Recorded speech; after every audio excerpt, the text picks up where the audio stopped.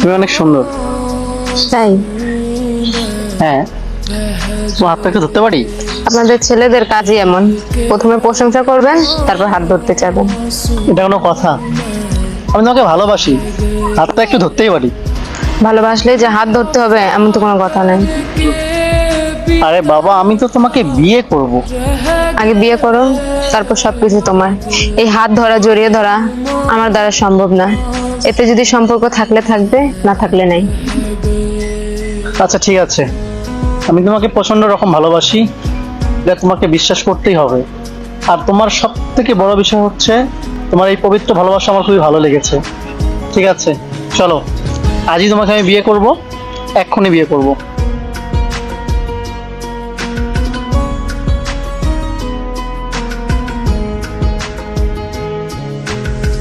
जिसने